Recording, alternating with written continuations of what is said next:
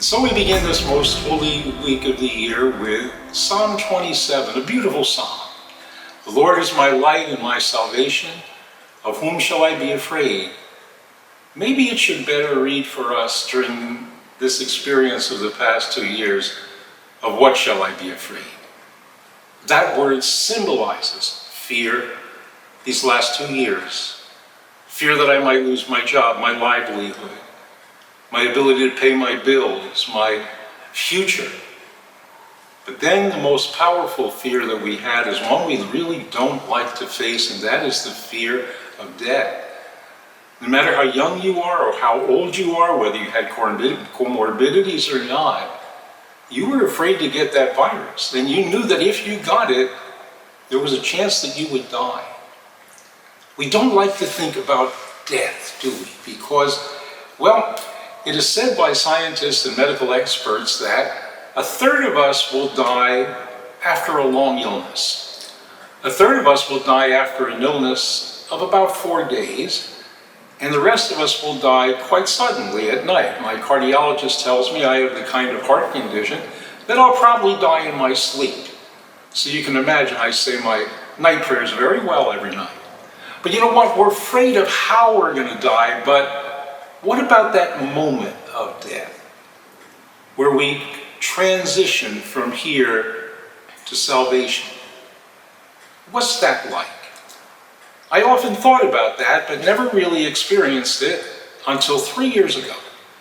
3 years ago, I had to have the valve in my heart replaced, and after they did it, I was in intensive care, was getting better. They sat me up, and a priest came in to give me communion.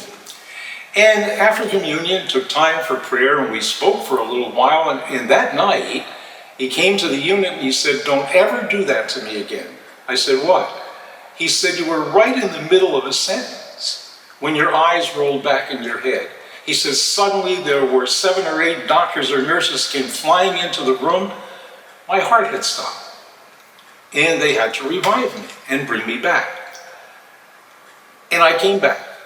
And when I came back, I can tell you, I remember the moment that I died. The moment that I died. Why? I never remember my dreams. And the only thing I remember is that I saw sort of a bright purplish haze, and I never forgot it. Well, they got my heart started again, and they brought me back, and there was a lot of commotion in the room, and normally I would panic when I see all those people in the room. Am I going to die? The truth is, I already did. And I was absolutely relaxed and peaceful. One of the doctors said, "We better get him up to surgery right away. The external pacemaker is not working." And so they took me up to the surgery, and they got me there very, very quickly. And the anesthesiologist who had given me anesthesia 2 days before, he said, "I remember this guy." And I said, "Hi, I remember you." I was completely without fear. The moment of death is very peaceful. If you had a loved one, a Lolo, a Lola, who died in the past 2 years, or God forbid, your father or your mother, your cousins, it was painful to watch them suffer. And maybe not even to be able to be in the hospital room or the intensive care, certainly. But when they had those machines keeping them alive, there was a moment, if you lost them, that they graduated. There was a moment that they experienced utter and complete peace that we call the light of salvation. And if you were to ask your Lolo, your Lola, your loved one that you miss so much, and the price of love is loss and we cry, if you were to ask them, they would say they would not want to come back, that they're very peaceful, and that they don't miss you because there's no time in eternity, so that when you arrive in eternity, it will seem to them that they just left.